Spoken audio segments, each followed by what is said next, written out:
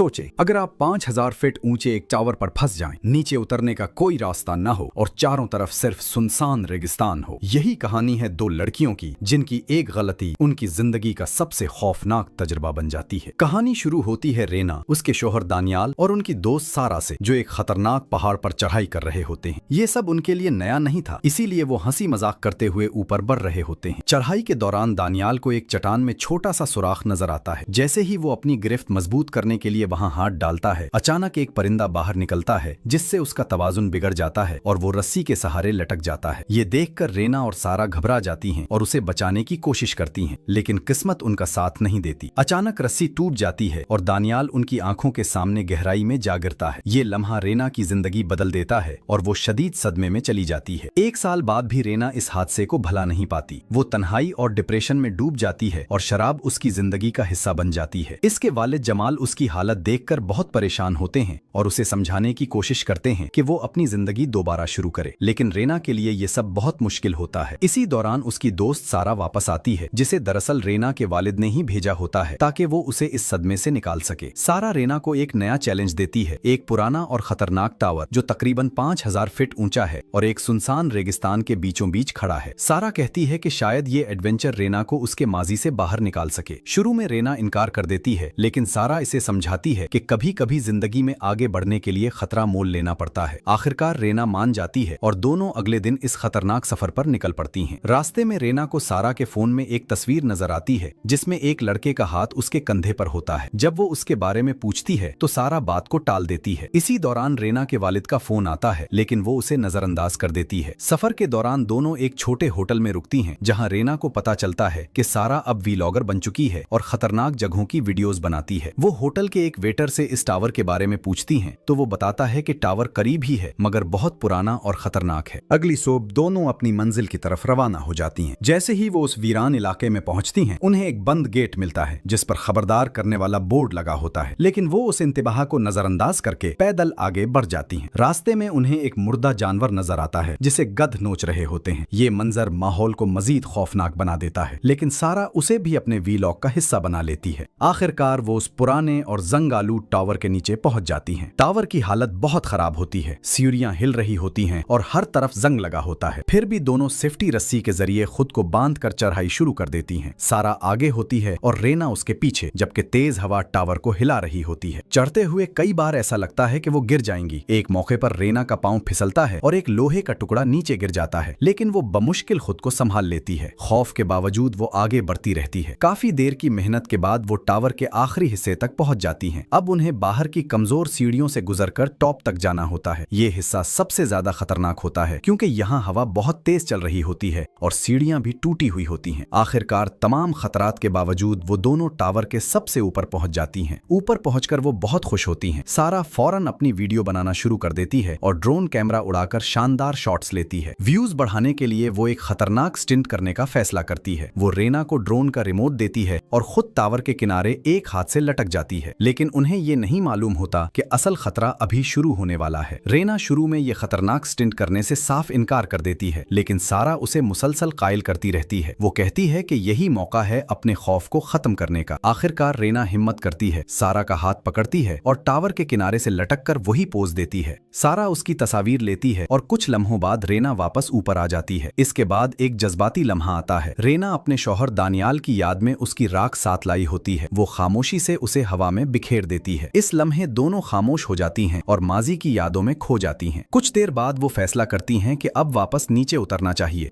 वो सेफ्टी रस्सी बांधती हैं और रेना नीचे उतरना शुरू करती है, लेकिन जैसे ही वो पहला कदम सीढ़ी पर रखती है, अचानक बाकी बोल्ट भी टूट जाते हैं और पूरी सीढ़ी नीचे गिर जाती है। रेना सिर्फ रस्सी के सहारे हवा में लटक जाती है। ये मंजर देखकर सारा के होश उड़ जाते हैं, मगर वो पूरी ताकत लगाकर रीना को वापस ऊपर खींच लेती है। मौत के इतने करीब जाकर दोनों बुरी तरह हिल चुकी होती हैं। पहले वो खौफ से रोती हैं, लेकिन अगले ही लम्हे हंसने लगती हैं, क्योंकि वो वाकई मौत को करीब से देखकर बच निकली थीं। लेकिन जब वो नीचे देखती हैं तो उनकी हंसी फौरन खत्म हो जाती है। सीढ़ी मुकम्मल तौर पर टूट चुकी थी। अब नीचे उतरने का कोई रास्ता नहीं बचा था। दोनों अपने फोन चेक करती हैं, मगर इतनी ऊंचाई पर कोई नेटवर्क नहीं था। इसी दौरान उन्हें एक इमरजेंसी बॉक्स नजर आता है। इसे खोलने पर उन्हें एक दूरबीन और एक फ्लियर गन मिलती है, लेकिन उनका असल मसला कुछ और था। उनका बैग नीचे टावर की डिश पर फंस चुका था, जिसमें सारा पानी मौजूद था। ये देखकर रीना गुस्से में आ जाती है और सारा को मोरिदे इल्जाम ठहराती है कि अब वो प्यास से मर जाएंगी। सारा उसे तसल्ली देती है और कहती है कि शायद सीढ़ी गिरने की आवाज सुनकर किसी ने मदद के लिए कॉल कर दी हो और अब बस इंतजार करना होगा। इसी दौरान सारा देखती है कि रीना के पांव पर चोट लगी है। वो फौरन अपनी शर्ट फाड़कर उसकी पट्टी बांध देती है ताकि खून रुक जाए।